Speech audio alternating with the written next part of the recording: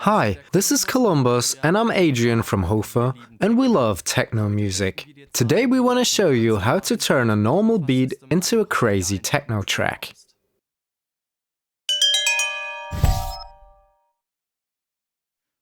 Let's start with the bass drum. We'll work with a standard 909 kick that sounds like this.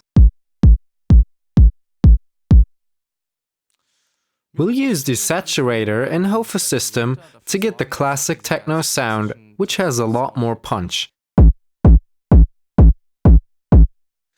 Let's use a high cut and boost the presence range in order to reduce the distortion a little bit.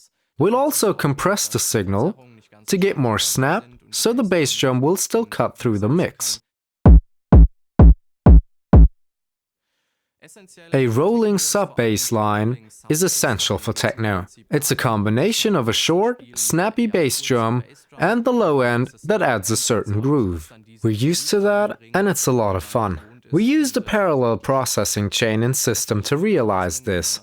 One chain contains the dry signal and the other chain contains the wet signal. Essentially, it's a combination of distortion and a reverb with a 4-second decay time.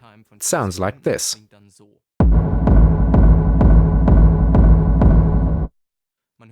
You can hear that the long reverb tail and the character of the reverb will probably not work for this song.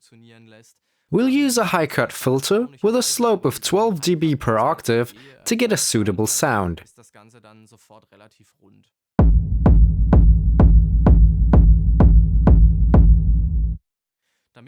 In order to make some room for the bass drum in the mix, I'd usually use volume shaping or sidechain compression. Let's find out how to do this in system. Here's a gain plugin with some modulation. The sawtooth modulation makes sure that there's no reverb at the beginning and the low end is added into the mix. This way, we have enough room for the bass drum.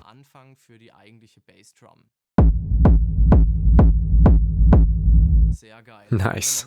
Let's A/B the differences. Here's the 909 without effects.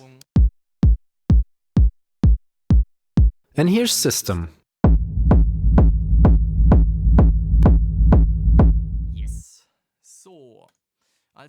Let's talk about the hi-hats.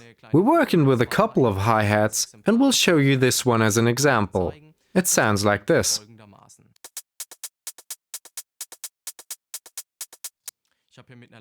We've worked with a subtle saturation and modulated the tone to get some variety. There's a low cut and some compression as well. I think these modules here are essential for the processing. We've used the dual mono plugin to add a delay on one of the sides to get a stereo effect. This way, there's a lot of room in the center of the mix for the bass drum, and the hi-hats are much wider.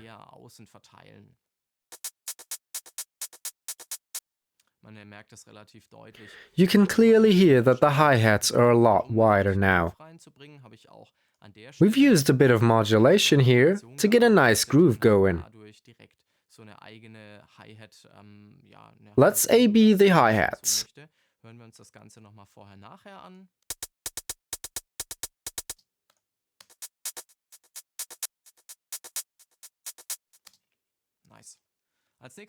Next up is an 808 clap.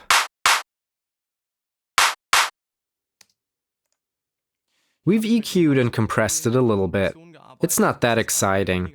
It gets a lot more interesting when we have a look at the parallel processing. There are 3 chains. One is the dry signal, and then there are 2 wet signals. On both wet channels I used algoverb and modulated the dry-wet control here and the gain here. This way, the reverb is not a constant signal. Rather, it fades in and out. We filtered the signal here and added the delay here. Let's have a listen. This is the first parallel chain. And here's the second one.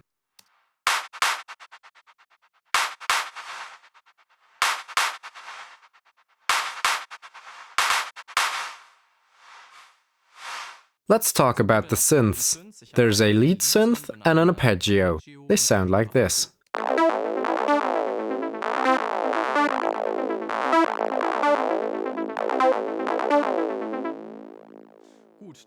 We've used a lot of different effects to get a nice stereo feel. Here's a parallel chain. We've used some saturation and compression and a delay. We chose different delay times for the left and right channel and filtered the high frequencies.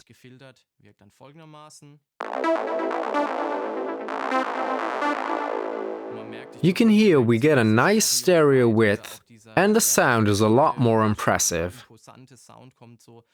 However, compared to other stereo effects, the transients are not as indirect or washed out. We also enhanced the sound with a reverb, also in the parallel chain, in order to get some more depth and atmosphere.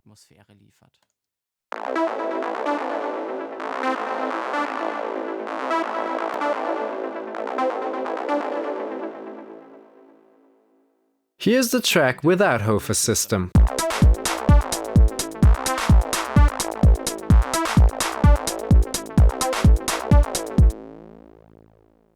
And here's with HOFA system.